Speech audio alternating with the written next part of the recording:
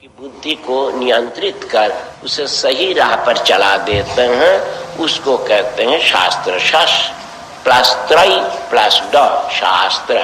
शासनात् तारयेत् यस्तु स शास्त्र। कहते हैं कि परम पुरुष की उक्ति है कि एको हम बहुश्याम, मैं एक हूं, मुझे अनेक बनना है।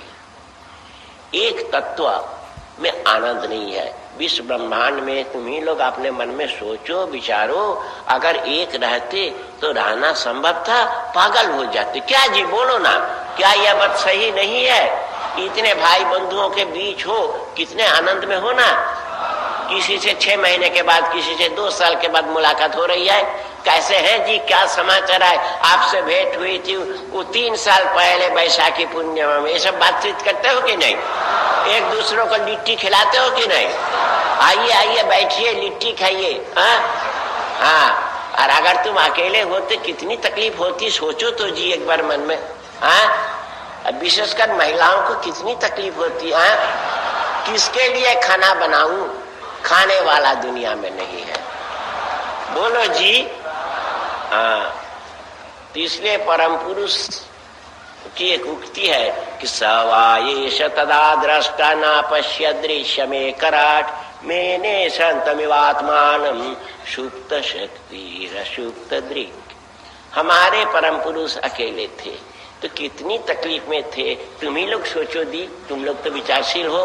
हाँ, बहुत तकलीफ में थे, बहुत तकलीफ हो रही थी।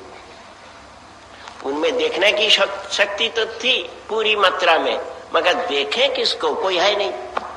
कोई दूसरी सत्ता रहने से तब ना तुम लोग देखोगे जी। अगर कोई दूसरी सत्ता ना हो तो किसको देखोगे और किसको डांट फटकार भी करोगे? क्यों ऐसा हुआ? तुम्हारा आउटकम क्यों ठीक नहीं है? वजन दो, आइंदे से काम ठीक होगा। ये सब किससे कहेंगे जी? अगर कोई दूसरी सत्ता ना हो, क्या तुम लोग की राय क्या है? मैं सही बात कर रहा हूं कि नहीं? हाँ, मानना पड़ेगा। तुम लोग ना बोलने से भी मानना पड़ेगा। तो इसीलिए उनके मन में भावना हुई कि मैं एक हूं, मगर अकेला कैसे रहूं? लीला करने के लिए 2, 3, 4, 5 चाहिए तो ठीक ना। और जहां तक हम सोचते हैं, हम उतना नहीं सोचे कभी, मगर जहां तक सोचते हैं, हमारे परम पुरुष फैमिली प्लानिंग के खिलाफ है। हाँ, वो नहीं चाहते हैं कि उनके बच्चों की संख्या सीमित हो। वो चाहते अधिक से अधिक, तब ना लीला जमेगी जी, तब ना। हाँ, तब लीला में मजा आएगा। हाँ। क्या जी तुम लोग समझ रहे हो ना सिर्फ हंस रहे हो? अच्छा, समझना हंसना दोनों एक साथ चल रहा है। वाह वाह, बहुत अच्छा।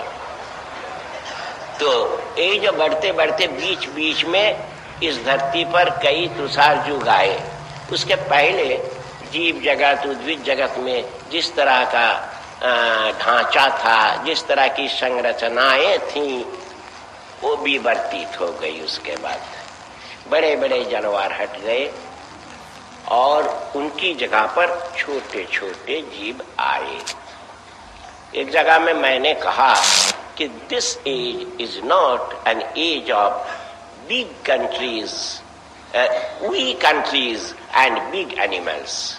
ये युग जो चल रहा है छोटे देशों के लिए और बड़े जानवरों के लिए नहीं है। बड़े जानवर को हटना पड़ेगा और छोटे छोटे देशों को बिग देशों के साथ मिलकर फेडरेशन या कन्फेडरेशन आखिर तक करना ही है, नहीं तो प्लानिंग ठीक से नहीं हो सकता है।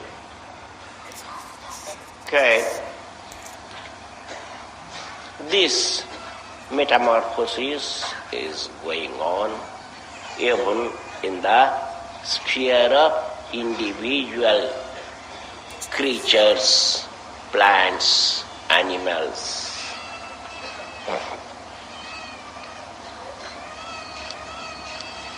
Physical strength, potentialities of physical vitality is fast being metamorphosed into psychic vitality, psychic strength, and living beings are fast becoming more psychic than physical.